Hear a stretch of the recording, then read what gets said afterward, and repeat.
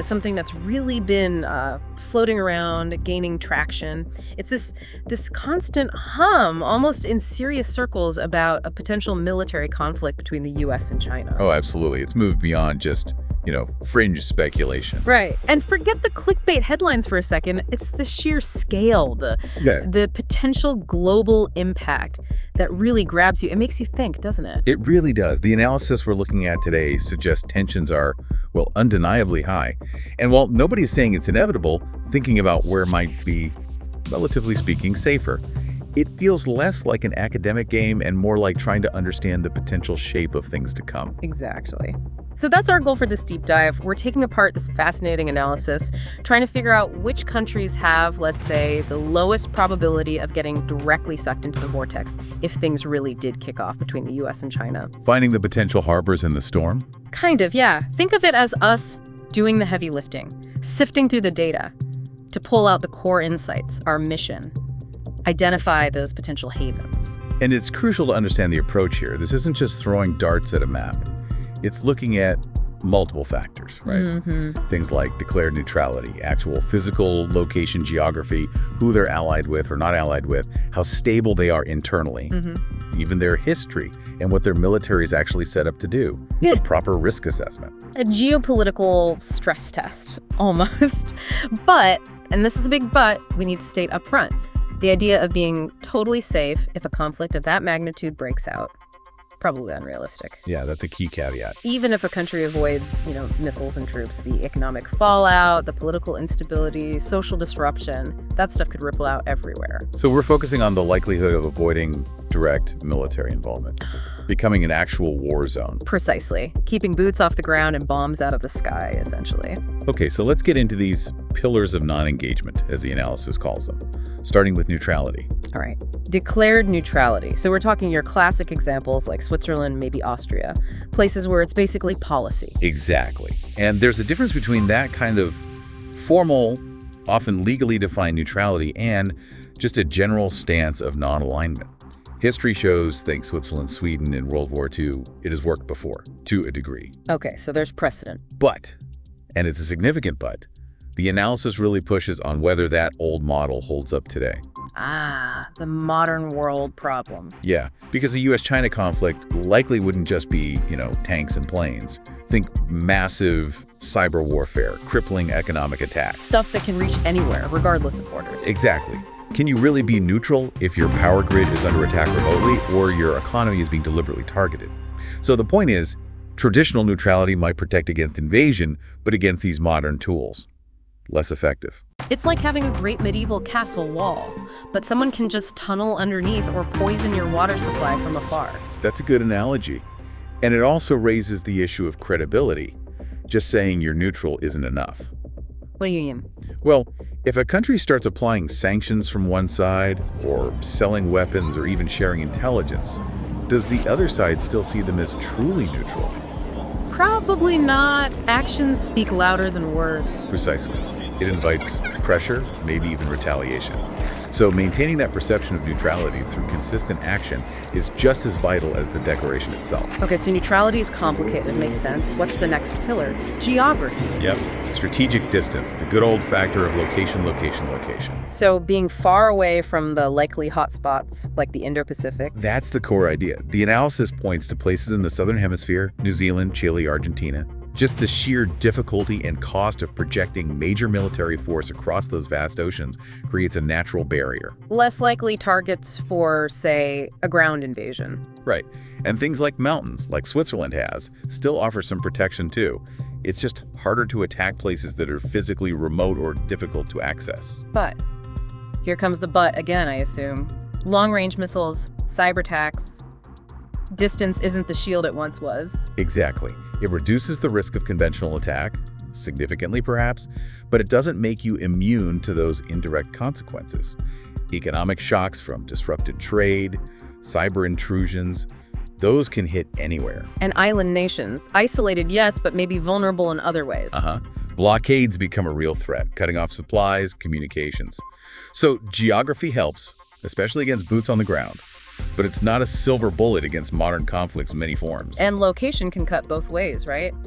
being near something important could actually increase risk. That's the paradox the analysis highlights. Being far from the main fight doesn't help if you're sitting right next to a critical shipping lane or on top of a vital resource that both sides desperately want. Like controlling a strait or having rare earth minerals. Exactly. Suddenly, your remote location becomes strategically crucial, drawing attention you probably don't want. So sometimes being out of the way isn't enough if you're in the way of something else. Fascinating. Okay, pillar number 3, alliances. Or rather, the lack thereof. Right. Alliance architecture, outside the main blocks. Pretty straightforward logic here. If you're in a mutual defense pact like NATO, or have a treaty with the US and Asia. You're likely getting pulled in if your ally is attacked. It's kind of the point of the alliance. It is. So countries that aren't part of these major blocks, the neutral, the non-aligned, they start with a lower risk of automatic involvement. What about that major non-NATO ally status some countries have with the US? Does that count? Good question. The analysis suggests it's mucky. It doesn't have the same automatic trigger as NATO's Article 5, but it implies much closer military ties, training, equipment, cooperation. Exactly. Which could make you seem like a more valuable partner to one side or a more tempting target for the other. It definitely blurs the lines of non-alignment. And regional groups, like the African Union or ASEAN in Southeast Asia, could they band together and declare collective neutrality? Theoretically, yes. A united front could be powerful, but the analysis is quite realistic here. These groups are incredibly diverse. Different economies, different internal politics, different relationships with the US and China. Precisely. Getting everyone on the same page and keeping them there under intense pressure from global powers. That's a huge challenge. You risk internal splits with countries peeling off based on their own interests. So being non-aligned reduces the automatic risk, but you could still face immense pressure to pick a side, provide bases, resources, diplomatic support. That's the shift. The risk changes from guaranteed involvement to potential coercion or interference. And whether a regional bloc holds together depends entirely on its internal unity. Think of ASEAN, lots of different views on China within that group already. A crisis would likely amplify those divisions. Internal dynamics become critical then. Which leads us nicely to the next pillar, internal stability. Internal cohesion and stability.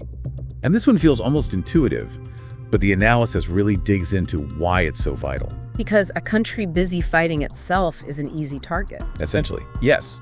A nation that's politically stable, socially cohesive, and economically resilient is just much better equipped to handle external shocks, like the fallout from a distant war. They can absorb the pressure better without, collapsing. Exactly. They're less vulnerable to outside meddling, less likely to fragment under stress. They can manage things like economic disruption, refugee flows, or information campaigns without it tearing the country apart or forcing them into the conflict out of weakness. It's a buffer. Whereas a country already facing deep divisions, political chaos, or a shaky economy is wide open. Those cracks can be exploited, and economic resilience is huge here. How diversified are they? How dependent on, say, trade with the US or China? So heavy economic dependence on one side makes it really hard to stay neutral if they start leaning on you. Immensely hard. Think economic warfare, sanctions, threats of decoupling. If your economy relies heavily on one of the belligerents, the cost of staying neutral might become unbearable. It forces alignment. So those patterns of economic interdependence are a really crucial layer of analysis. Stability inside provides a shield against the chaos outside. Makes sense. Okay, final pillar, defense doctrine. Yep, defense doctrine, fortress mentality versus global reach. Basically, what is a country's military for? Is it just about defending its own borders, or can it project power far away? Like, does it have aircraft carriers and long-range bombers? That's the core distinction. The analysis argues that countries whose military is clearly structured only for territorial defense, the fortress mentality, send a strong signal. A signal of non-aggression. We're not a threat, and we're not really useful for your offensive plans either. Precisely. It reduces the perceived intention and the actual capacity for foreign adventures. It makes you a less attractive ally for interventionist powers and a less likely target because you're not threatening anyone. It reinforces neutrality in a practical way. But you still need to be able to defend that neutrality. Right. Being purely defensive doesn't help if you're too weak to stop someone from rolling over you. Absolutely critical point. Credibility matters here too. Weakness invites trouble. History, like Swiss mobilization and WWII, shows neutrality often needs teeth. So the ideal is strong enough to deter anyone from violating your territory. But clearly not configured to go looking for trouble abroad. a strong but strictly defensive posture. That's the sweet spot, according to this analysis. Okay, we got the pillars: neutrality, geography, alliances, or lack thereof, stability, and defense doctrine.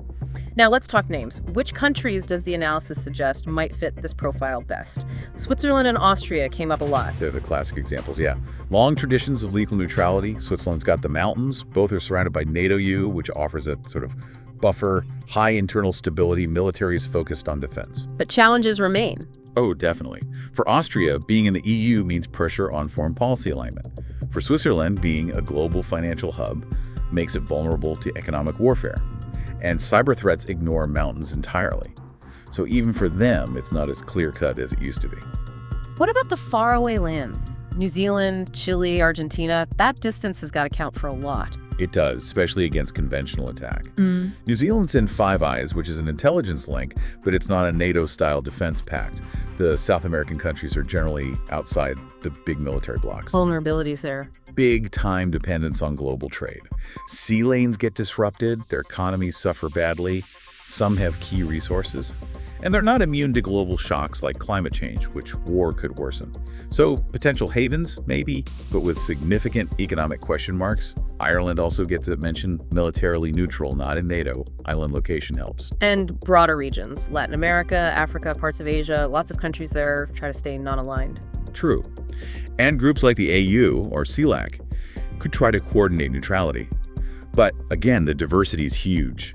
Stability varies wildly, economic dependencies are all over the place, internal rivalries exist. Easy for bigger powers to play divide and rule. Very easy. Plus, strategic resources or routes in those regions can still draw unwanted attention, even leading to proxy fights. So regional non-alignment sounds good, but achieving effective unity under pressure is the real test. It sounds like the analysis uses something like a scorecard, weighing these factors. Effectively, yes. The idea of a comparative table helps illustrate it. You might see Switzerland scoring high on stability and neutrality, which offsets its location in Europe. New Zealand scores high on geography, but maybe lower on economic independence. It's about the combination. After looking back, can we learn anything useful from World War I or II? How did countries like Sweden or Switzerland manage to stay out back then? We can learn some things. Geography helped. Having a credible defense helped. Skillful diplomacy was key. But the analysis warned strongly against just copying that playbook. Because the world is totally different now. Completely. Globalization is deeper. We have nuclear weapons. Cyber and info warfare are huge factors. The nature of conflict, especially between superpowers like the US and China, would be fundamentally different. Historical models offer insights, but they're not directly transferable. What worked then might not work now. And then there's just the sheer unpredictability of it all. The factor of unpredictability, yeah. Forecasting this stuff is incredibly hard. New technologies could emerge, leaders change, someone makes a massive miscalculation. A black swan event. Exactly.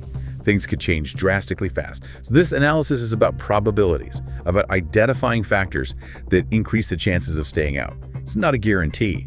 The specifics of how a conflict started and escalated would be paramount. Okay, so wrapping this up. The countries looking, relatively speaking, less likely to be directly involved seem to be those that tick multiple boxes. Established neutrality, geographical remoteness or defensible terrain, no major alliances, strong internal stability and resilience, and a purely defensive military. It's the synergy of these factors. That's the core finding. And places like Switzerland, Ireland, New Zealand, maybe some in South America or Africa, Costa Rica, they show up because they tend to score well across several of these areas. But again, each has its weaknesses: economic exposure, regional instability, trade dependence. And the final crucial takeaway for everyone listening, perhaps the most important point. In this interconnected world, even if your country avoids the fighting directly. Nobody gets a free pass from the consequences. Right. Global economic crises, political instability rippling outwards, trade routes blocked, maybe refugee flows, disinformation campaigns. That stuff will touch everyone. Absolutely. Yeah. So maybe the ultimate lesson isn't about finding the perfect hiding spot. It's about building resilience. Economic, social, political, to weather whatever storms might come, even if you're far from the eye of the hurricane. It really makes you think about what resilience means for your own country, doesn't it? It certainly does. Something to definitely ponder.